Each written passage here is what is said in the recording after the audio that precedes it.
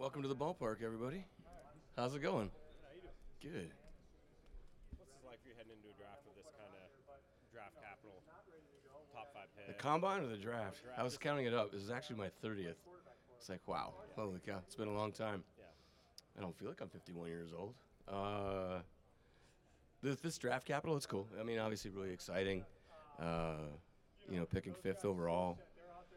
Personally, I haven't been part of a team that's picked fifth since we took A.J. Hawk out of Ohio State when I was with the Packers. So, yeah, fun. Good stuff. John, would you characterize the talks, John, with Geno's people right now as close? You guys close to getting something done? Michael, I would say it's always a process. Close. I would say positive.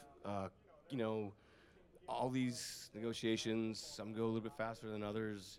Usually when you're talking about larger numbers, they take a little bit more time. Obviously much more complex than different sports with guaranteed contracts. So there's a lot more that goes into these contracts. How realistic would the franchise? Hi, Bob. Hi, John. How realistic would the franchise tag be to use on Geno? Is that something you would consider, or? Yeah, that's not something. I know you're a good guy and all that, but that's not something I would share with you. Yeah. You guys don't always get a lot of. It's kind of like a tool, you know? Yeah. Yeah. I feel like in years past, not a lot of extensions happen in like February, but you got a bunch of guys done. Phil Haynes, Jason Myers, Nick Moore. Just good to get a head start on some of those. Yeah. We ran into a situation where towards the end of the season we had identified some guys, and we had a lot of guys in the team that hit a lot of incentives, so we didn't necessarily have the cash and or cap to do some of those extensions. And so Jason having a Pro Bowl year, and then Phil being still a young, ascending guard in our minds, and comparing him to the rest of the free agency class was a huge deal for us. Getting him back, and he knows that we know how to take care of him. Sam, Strick, everybody, and then also Nick Ballore, who you guys know very well, is one of our core people, leaders, and one of the better special teams players in the National Football League. How much are we looking at it? A lot, yeah. I mean, every year, honestly, we look at it a lot. Like I said earlier, we haven't picked fifth overall since we've been here. So, yeah, I got to see a lot of quarterbacks this year. It was pretty fun. But honestly, every year we've tried to do that, and we've tried to add quarterbacks.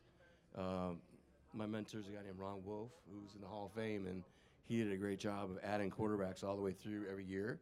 And then, Brett Favre was healthy all the time, so, we ended up moving on from Mark Brunell and Ty Detmer and Doug Peterson and Aaron Brooks, and I wasn't there with Matt Hasselbeck. John, if you guys... You're tan, huh? A little bit. Wow, congratulations to you.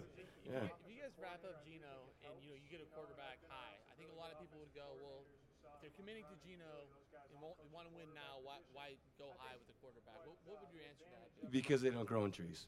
I mean, it's very hard. It's probably the hardest position, right, to acquire a talent, a guy that everybody feels very confident in. John, the draft you had last year where you had Where you been, man? Hey, man. How's it going? Are you still living in Seattle? Or? Yeah. Okay, cool. Yeah, I'm right. West Seattle. Close to the facility. The draft you had last year where you had so many impact starters right away. I got a loud talker next to me. Sorry. The draft you had last year where you had so many impact starters right away at positions where guys don't usually excel right away. Yeah. First team since the 09 Jaguars to start both your tackles from week one as Yeah. rookies. Was there a change in your methodology or your philosophy going into that draft? Pete mentioned when I asked him before about kind of fitting guys in and sort of knowing for need as opposed to a wider view. Was Yeah. that different? Yeah, I mean, there's a balance there every year. You're trying to balance fixing your team need along with just drafting the best player all the way through. With Charles, that was definitely, we knew we were gonna have a hard time re-signing Dwayne, so to be able to get a left tackle is a big deal for us. We knew we wanted to add a pass rusher in Boye. We were able to acquire him, kind of identify him, and then after that, it was like we're just gonna take the best players. And so, having those two young guys start was obviously a big deal. The two corners, Derek. You guys haven't seen Tyreek yet. The couple days he practiced, he looked outstanding. He's had some physical things going on, some injuries that he needs to get right. But it was really about just here we go. We're going to be playing with young people, and let's go. If we say we're going to be a developmental organization, well, then we're going to be a developmental organization. Was this more like maybe 2010 to 2012 all over again a little bit? Yeah, I think I've talked about it before, like the lessons you learn along the way and some of the mistakes. I always, I'm Catholic, so I beat myself up a little bit, so like the mistakes I've made and why. And I would say that comparing players or just purely drafting for need, and then some of the background information that we had on players, really good people, but maybe from a confidence standpoint or a swagger standpoint, weren't necessarily able to compete with, the Richard Shermans and the Cam Chancellors and the Bobby Wagners and the KJs and the Earl Tom. You know what I mean? So you have to. We knew we had to do a little bit better job in that regard. But to your point, when we got here 2010, 11, 12, we're just picking players and building this thing. So, not to sound weird or anything, but we were a damn good football team there for a number of years. So it's very hard to make our team. I heard Brady Quinn talking the other day. I mean, the year he was with us, I think we had like 23 guys not make our team that went and played for other teams. John, speaking of the young guys, with how good you're tan too. Where's everybody been? Kenny Walker. What am I missing? With how good he was last year, man. With who? Kenneth Walker. Yeah. With how good he was. Ken, don't call him Kenneth, man. I'm sorry. Ken. Yeah, no, yeah. He's an angry little elf sometimes. All right, cool. So Ken, with how good he was last year, is next year the time to feed him, or do you guys still want to have a committee? Do you think he's capable of just carrying a big load? Yeah, I'm not sure you can have one guy do it the whole time. I think you need a whole slew of them. I mean, those guys are, especially if you're a team like us that's committed to running the football, I don't think you can just rely on one guy. The beating these guys take, everything they put their bodies through. Ken's an amazing worker, grown man, and the guy takes great care of himself, and but it doesn't matter. I mean, these guys, you guys have seen the statistics. I mean, it's a hard position to play. John, learning the backstories of these Sorry, guys. Greg. Yes. Sorry. Learning the backstories and character issues of these guys. Yeah. Not issues, character backgrounds. How much do you rely on just this combine to do that, or how much happens before and after this too? Oh, it started last spring. So, our area guys do a phenomenal job concentrating on character. It's really we've really focused on who that person is. Like I said, some of the mistakes we've made is not necessarily being correct on the person as much as you could possibly be correct, if you will. So, the guys start in May, probably about 2-3 weeks after the draft, with all their contacts, coaches, equipment guys, trainers, everybody. So then do you use this combine to we're getting questions answered that we have. We just met for 3 weeks, right? So now we're coming here. We have a whole list of questions we want to get answered, and then we'll get more questions even from our conversations here, and we'll carry that all the way through until the end of April. And then how does the league going to Zoom meetings now with prospects change? Helped a lot. Yeah. Do you get enough? Maybe one of the cooler things that came from that time period. So you're still getting valuable stuff out of that in the face-to-face as much? Absolutely. And on Saturdays and Sundays we still are in there with a big old school speakerphone. It doesn't have a camera on it. You just hit the speaker thing. Yeah. And calling guys up, talking to them, just kind of catching them off guard, and it's fun. And you get to know the guys a lot. When you're evaluating quarterbacks, has age taken on less relevance, whether you're talking about a Geno who breaks through later, or even a quarterback who might be a little older coming out in the draft? Coming out of college, yeah. And I think it's a great question. I think the way guys take care of themselves now, all these universities have huge nutrition programs. We do with the Seahawks. Andrea does an amazing job. And then the way everybody's training and taking care of their bodies, yeah. I mean, and then I think you got to look at the rules that are protecting quarterbacks as well, not necessarily taking the hits they used to. John, what do you think of Shelby Harris's first year, and is he potentially in line for an extension of some sort? Well, I'll answer the first part. He did a great job. He was really quick off the ball. He was active. He gets on people's edges, gets up and down the line of scrimmage. was one of our better pass rushers. Oh, because he's in the final year of his deal. That's what. Yeah, he's got one more year left. John, when you're evaluating quarterbacks coming up, how do you balance processing and accuracy and the things guys might do in the pocket versus the athleticism and the ability to get out of trouble and things they might do off platform out of the pocket? You got like an hour and a half. I mean, it's like that's that's the a whole thing, that's right? a lot. Yeah. That's a lot right there. So, yeah, obviously, durability, movement in the pocket, keeping their eyes downfield, decision making, all these things that you can watch them play live, and then understanding what kind of scheme they're in, talking to their coaches more, having our coaches spend more time with them. There's a lot that goes into it.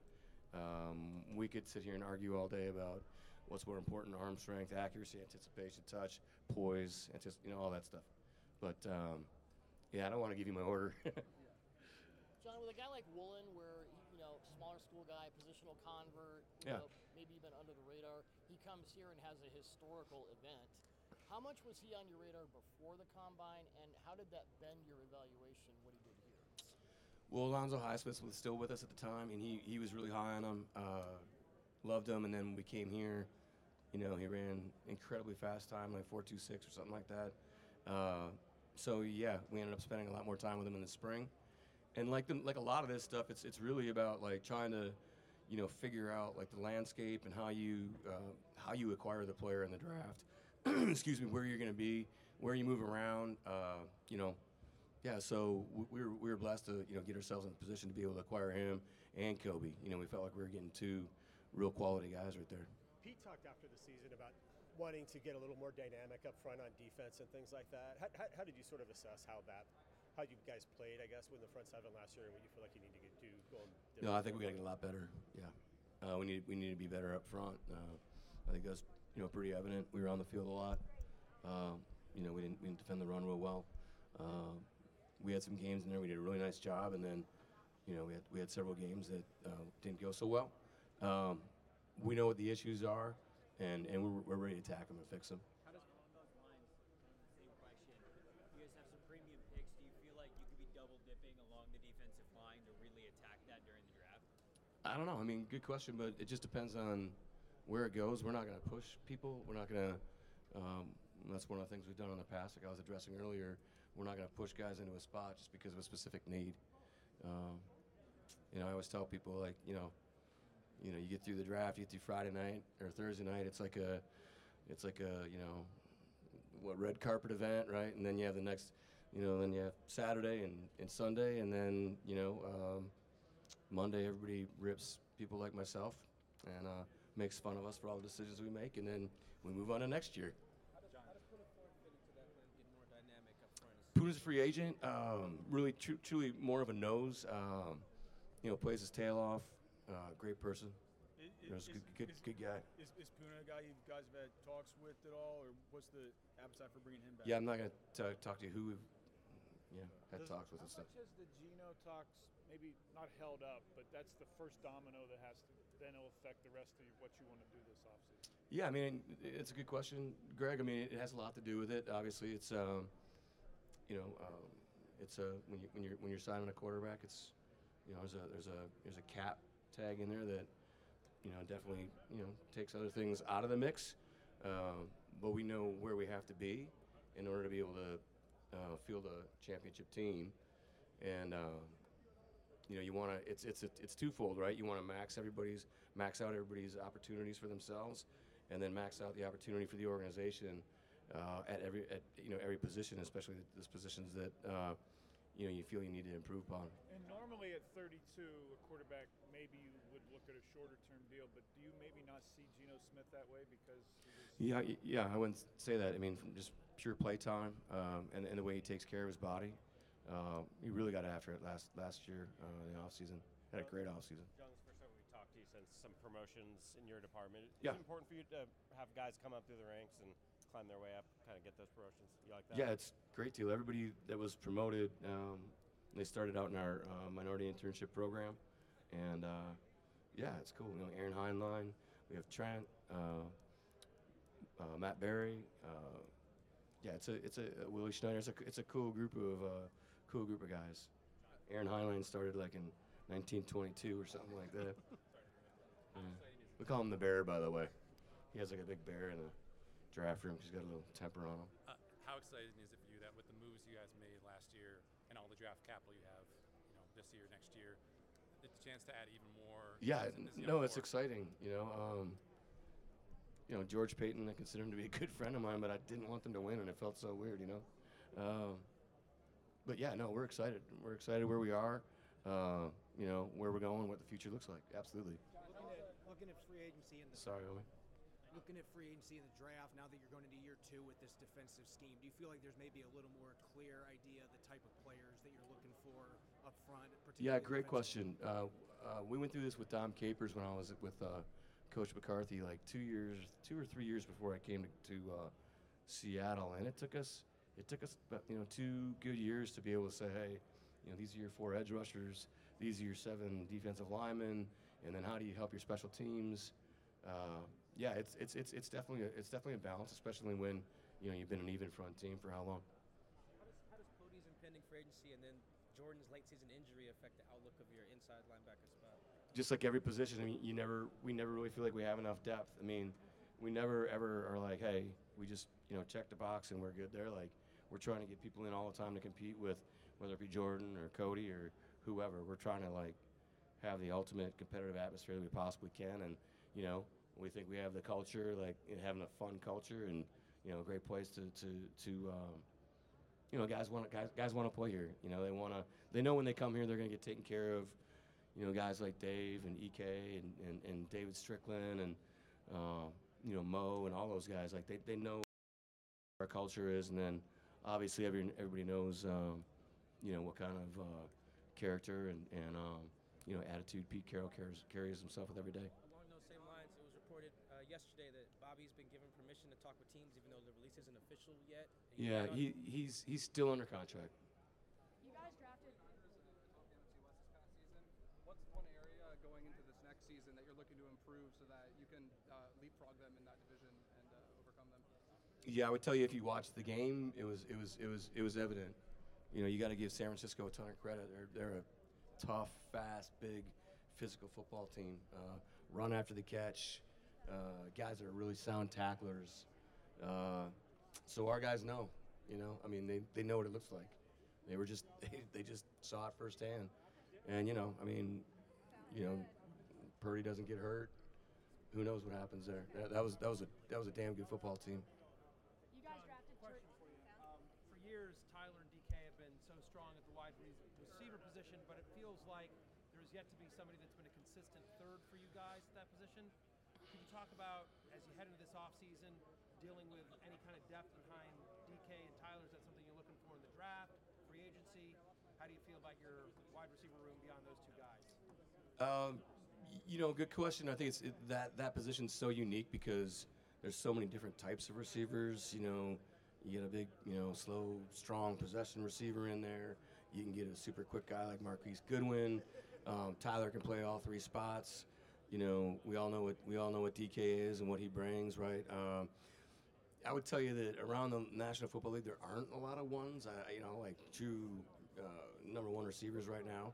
Not like it doesn't seem like there is like there used to be, but again, it's another position that we're always trying to figure out, and it's a really unique position. Like we finish our meetings with the receivers because it takes forever because there's so many different types of guys, whether they're F's, Z's, X's, and they're just all the different body types that go into that position, and different skill sets you have to have. So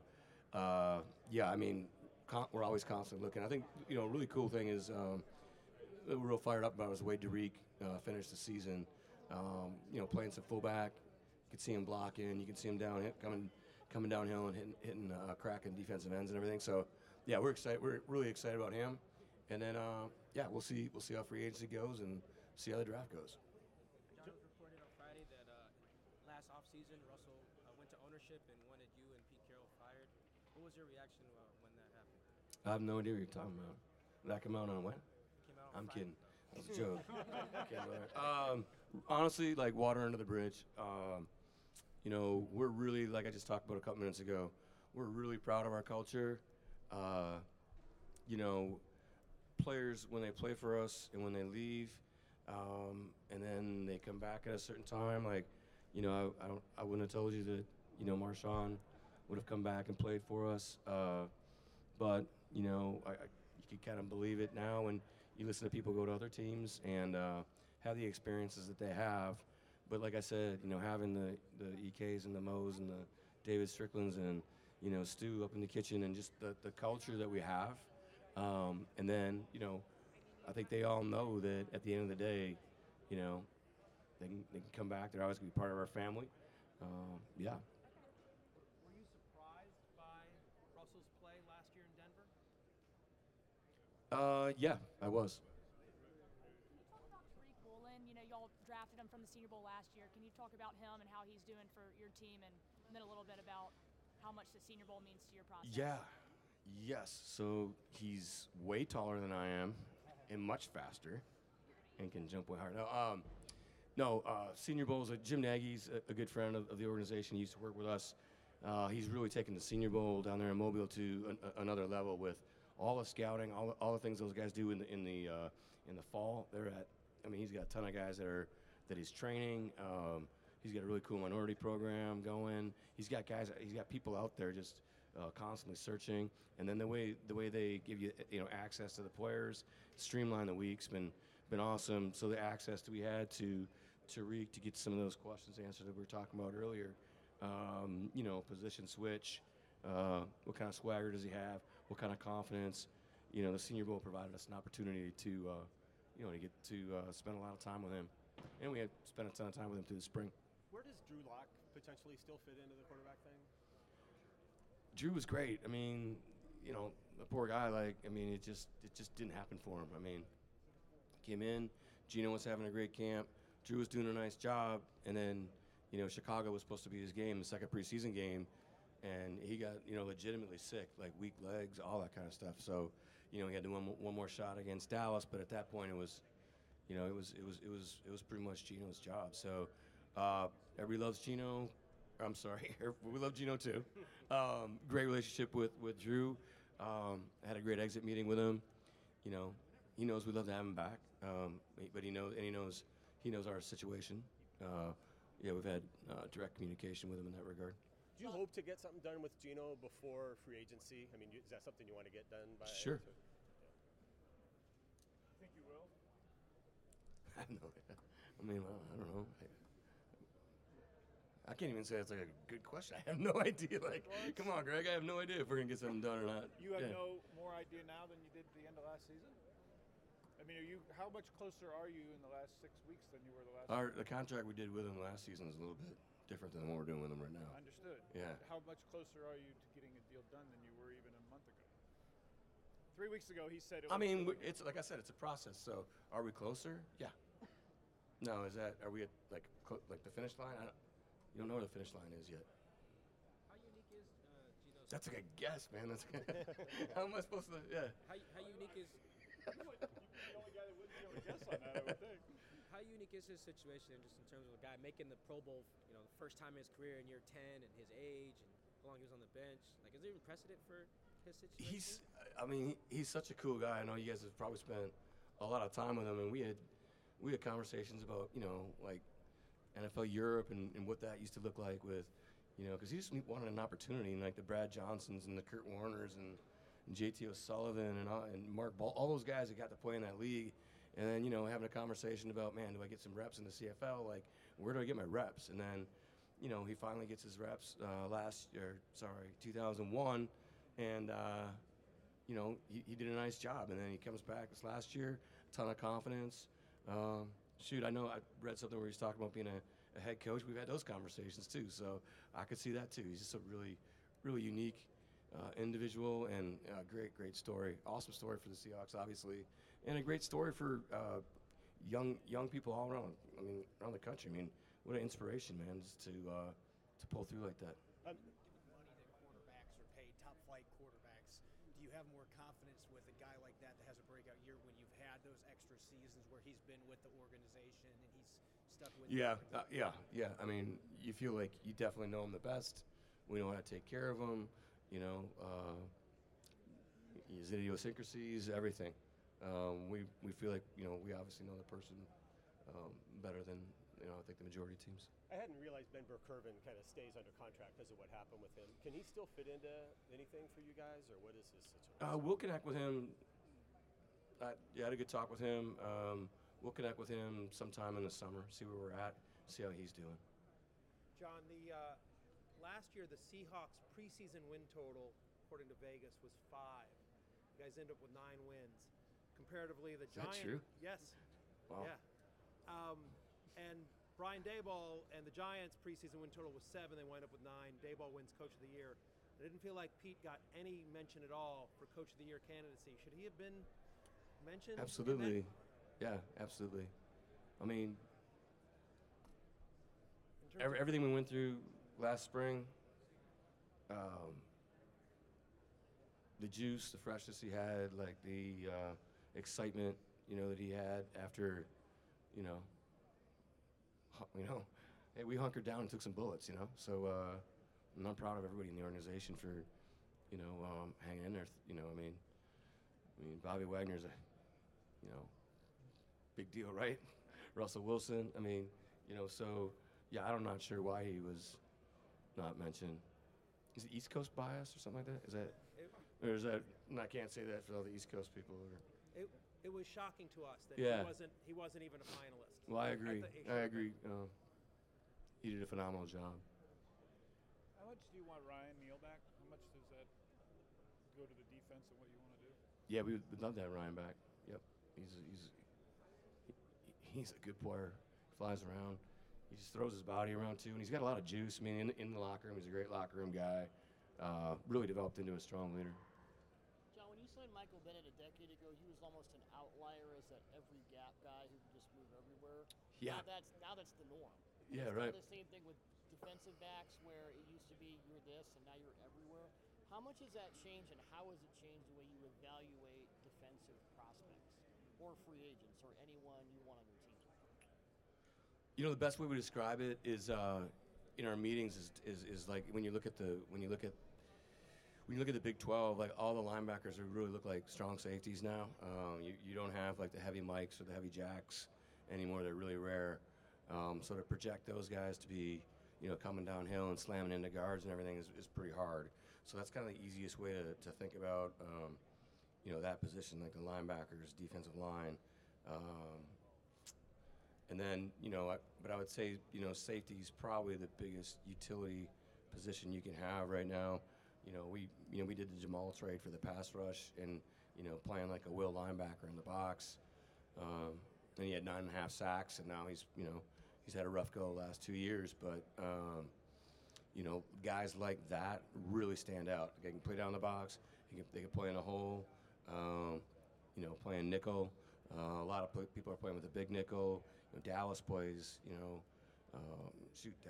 Dallas plays a bunch of, big safeties. DQ's doing a really cool job with that right now, too. So, the versatility's, at any position, really, that's probably the biggest one, safety. John, you mentioned the quarterback evaluation process before and how it's like this very big picture thing, mental and physical balancing that. But, in your time as GM, have you seen the league become, more willing to bet on a guy's physical traits, than maybe it was 10 years ago versus what they put out on tape? No, it's really stayed the same.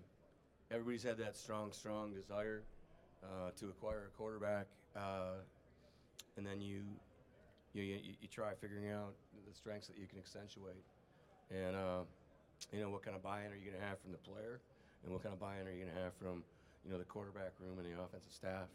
But yeah, like I said earlier, unfortunately we've only drafted 2, and we. That's just the way it's gone, really. So, we've gotten in some areas in the draft where they've kind of just come off in front of us. Anything else? Thank you. Cool. Take care.